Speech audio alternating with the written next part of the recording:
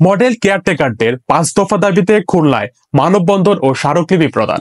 খুলনা জেলা প্রতিনিধি শেখ মাহবুব আলমের তথ্যচিত্রে বিস্তারিত।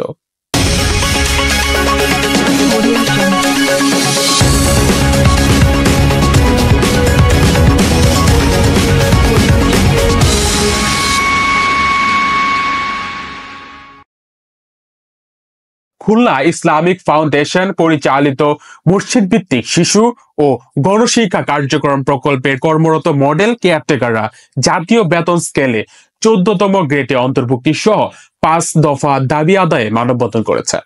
রবিবার 16 ফেব্রুয়ারি খুলনা বিভাগীয় ইসলামিক ফাউন্ডেশন কার্যালয়ের সামনে শতাধিক কেয়ারটেকার মানববন্ধনে অংশ নেয়।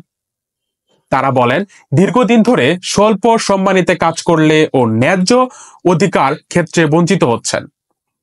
মডেল কেয়ারটেকারদের 5 দফা দাবি: 1. 14তম গ্রেডে অন্তর্ভুক্তি ও স্থায়ী নিয়োগ। 2. বর্তমান কর্মীদের পরবর্তী প্রকল্পে বহাল রাখা ও পদনাম পরিবর্তন। 3. মূল্যস্ফীতির সাথে সামঞ্জস্য রেখে যাতায়াত ও অন্যান্য ভাতা প্রদান। 4. পরিদর্শনের জন্য মোটরসাইকেল ও জ্বালানি বরাদ্দ। 5.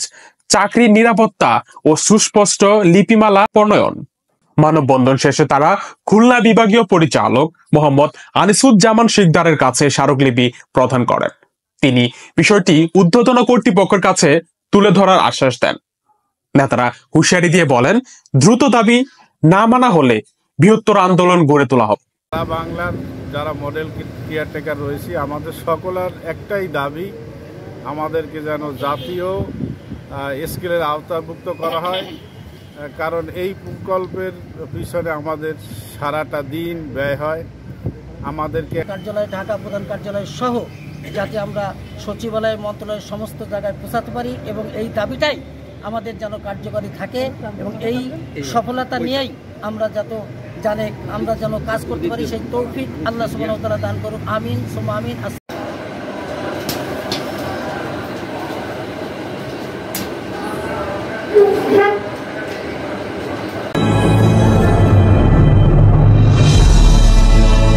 আপনারা দেখছেন অগ্রযাত্রা টেলিভিশন।